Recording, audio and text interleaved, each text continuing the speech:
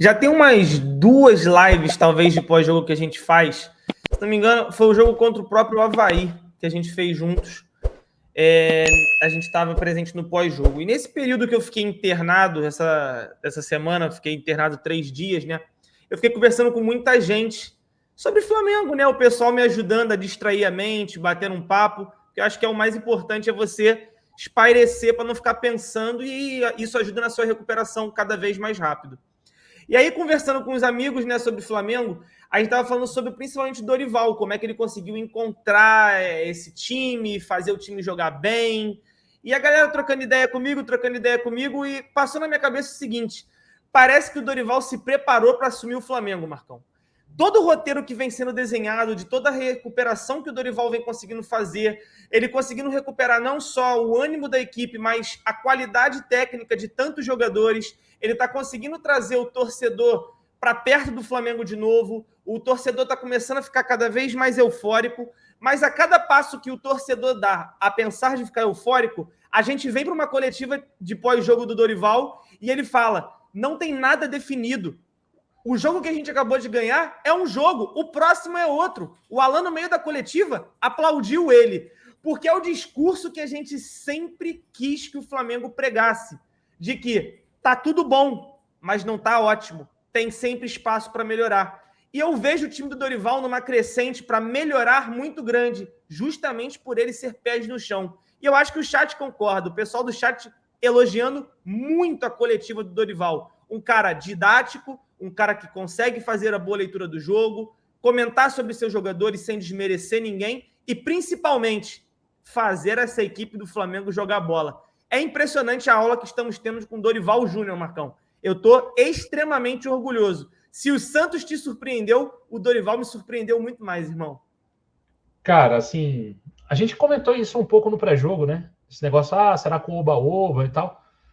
Cara, para dentro do elenco, eu não tenho preocupação muito mesmo pela postura do Dorival. Dorival tem uma postura totalmente contrária a essa questão do oba-oba, do já vencemos, do já ganhou. É um cara de muito pé no chão, né? E a galera brinca comigo aqui, pô, Marcão, vamos golear hoje, mas com o pé no chão e tal, não sei o quê.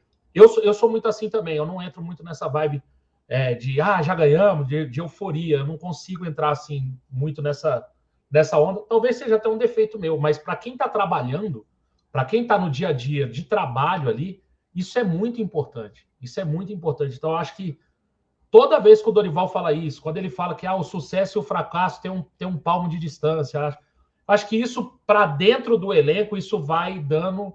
Assim, você orienta os seus jogadores a pensarem dessa forma. E eu acho que isso é muito importante para a gente continuar na sequência das competições, principalmente na sequência das competições mata-mata, porque um vacilo ali você pode perder uma classificação. Então, eu acho isso importantíssimo. Acho que isso pode levar a gente longe. Acho que a coletiva dele não fala muito de tática, né? Até porque as perguntas não vão muito para esse lado, né? Mas hoje, por exemplo, ele fala do Lázaro numa nova função, dizendo que a função anterior que ele fazia, ele não renderia 100%. Ou seja, parece que o Lázaro quando jogar, vai jogar mais centralizado, né? Coisa que ele fazia com o Paulo Souza, ele jogava mais aberto. Dorival hoje fala assim, olha, ele, quando jogava aí na outra função, não rendia o tanto que está rendendo centralizado e tal. Está jogando num novo posicionamento. Vamos esperar os próximos jogos. Se ele for jogar centralizado, vai ficar difícil para ele. Né? Eu acho que ele vai ainda ter oportunidades de entrar ali. Cara, o Dorival tem... A gente estava falando isso um pouco antes de começar a coletiva. Ele tem 2 esquemas táticos com, sei lá, 20 jogadores diferentes. E ele faz os dois times jogarem, né? Então, assim, eu vejo muita gente tratando o trabalho do Dorival como feijão com arroz, como simples. Eu não acho o trabalho do Dorival simples. Não sei vocês, mas nessa coletiva teve de novo, né? Com simplicidade. Eu não acho simples, cara. Porque se é um estrangeiro fazendo isso aqui, a gente tava, maravilhado, né? E é o Dorival, né? Então, assim, tudo bem. Não era nem o técnico que eu gostaria que viesse para o Flamengo, tá? Quando o Paulo Souza saiu. Mas é um técnico que chegou e está fazendo um baita de um trabalho. Eu não acho simples o que ele está fazendo. ele tem 2 times montados com 2 formações diferentes e os 2 times são organizados. E quando entra jogador de um time no outro, não cai, às vezes até melhora. Hoje a gente viu que melhorou muito o nível de atuação quando os titulares entraram, até porque tecnicamente são melhores.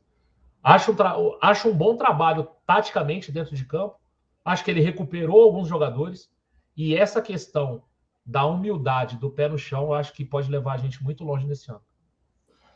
É tudo que a gente sempre sonhou, né, Alan? Agora, o livro tá bonito, tá sendo bem escrito. O cara que tá redigindo o livro é bom. Os personagens desse livro são bons. Tem que saber se no final dessa história o roteiro vai ser tão bom quanto a capa que a gente está enxergando hoje, né? Pezinho no chão e lá na frente a gente se encontra, se Deus quiser, com os títulos. Oba, Cleitinho, como eu havia dito até no pré-jogo aí, convido você a assistir o pré-jogo, né? Fica para nós torcedores, nós youtubers, aqui flamenguista doente. Então isso pode ficar para nós. A gente ficar animado, empolgado. Eu já falei para vocês, foi o quê? Um mês atrás, eu fui lá e comprei minha viagem para a Libertadores. Eu já estou garantindo na final da Libertadores, antes mesmo. Então, se não tivesse feito, Cleito, eu teria feito na saída do estádio do Corinthians. Porque o que o Flamengo jogou contra o Corinthians foi sacanagem.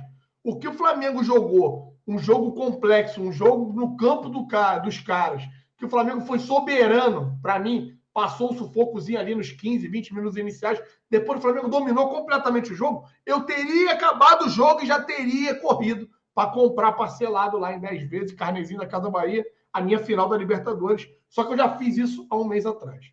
Uma vez dito isso, Cleiton, eu só vou discordar do Marcão, que é o seguinte, Marcão, esse posicionamento que o Dorival está colocando Lázaro é para que ele possa ter oportunidade.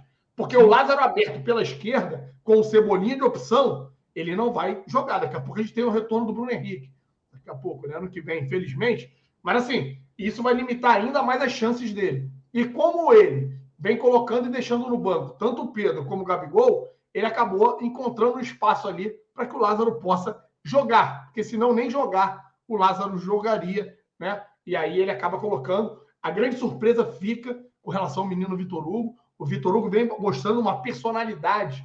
O Vitor Hugo vem mostrando uma maturidade que nos impressiona. Porque é um menino que não tinha tanta visibilidade assim na base. Se nós pegarmos aqui e puxar os meninos que poderiam, os meninos do Ninho que poderiam fazer um baita de sucesso. Não, o Vitor Hugo estava ali no bolo. Tá, mas estava abaixo de outros meninos que não vêm conseguindo entregar o que o Vitor Hugo vem entregando.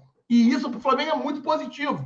Muito positivo. É muito bom a gente ver o momento que o Flamengo está vivenciando novamente. Sim, eu não acreditava que o Dorival fosse ter essa possibilidade.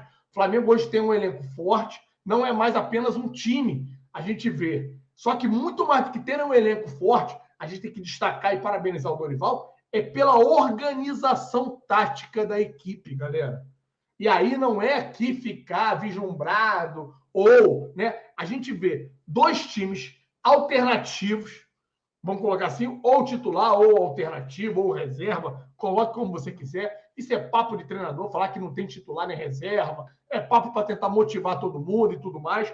Mas o que a gente precisa entender é que os caras estão jogando de forma correta, organizados, os caras sabem o posicionamento, sabem qual é a postura que devem ter dentro do campo. E isso, galera, eu vou falar para vocês.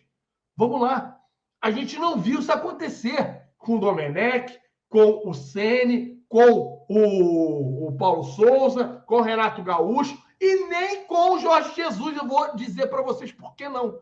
Porque o Jorge Jesus, ele não fazia o time alternativo.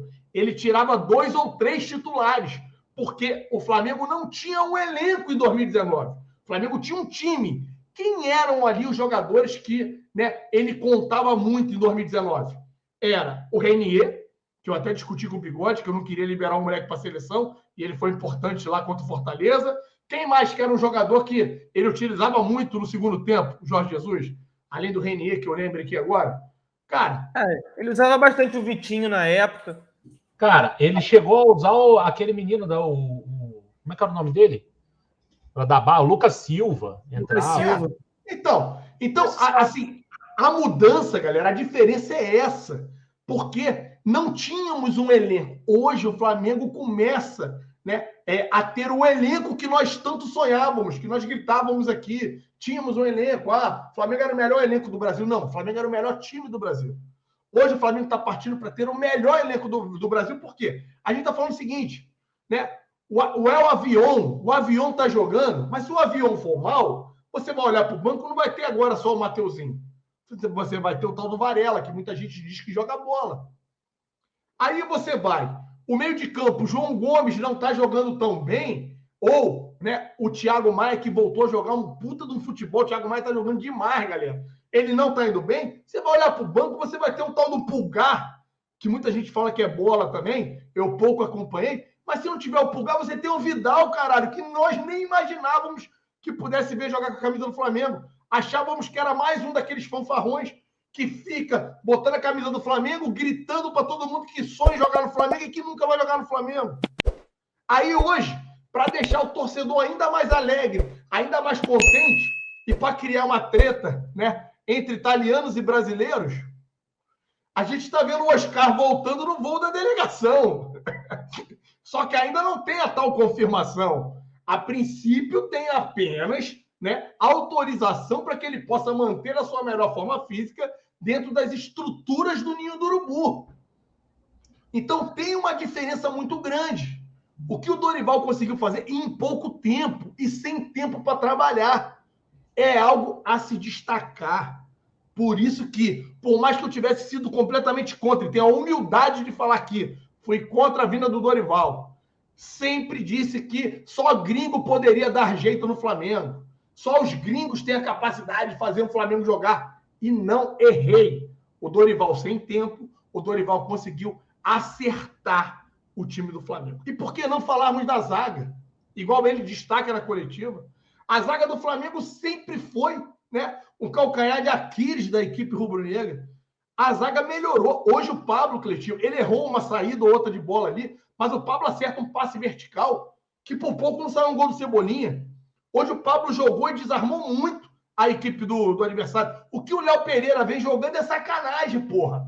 Eu sempre fui contra o Léo Pereira desde a chegada do Léo Pereira, desde que ele pisou no Flamengo e botou a camisa do Flamengo, eu já vinha apontando deficiência do Léo Pereira. O que o Léo Pereira evoluiu é sacanagem, é absurdo. Então o sistema defensivo do Flamengo melhorou consideravelmente. Nego dava como morto Felipe Luiz. Não tem, Felipe Luiz não existe, não é mais jogador, tem que mandar a geração de 85 toda embora. Eu sou a favor da saída do Diego Ribas e do Alves, tamo junto. Só que o Felipe Luiz eu ainda acreditava no futebol dele, mas em algum momento eu também deixei de acreditar. Eu desacreditei. Mas o que o Felipe Luiz voltou a jogar bola é sacanagem, porra. Então o time está mais organizado, o time está mais compacto, o time está com mais confiança, e essa confiança vem se revertendo em resultados e num bom futebol. Então o amigo que falou ali, calma que eu vi isso com o Renato Gaúcho, não, amigo. Temos uma diferença muito grande. A era Renato Gaúcho, nós tínhamos resultados bons que maquiavam a desorganização que tinha dentro de campo. Hoje a gente tem uma organização tática dentro de campo e resultados bons a ponto de começarmos a deixar todos os demais adversários, a deixarmos a grande mídia internacional de boca aberta, parabenizando e destacando o Flamengo a todo tempo.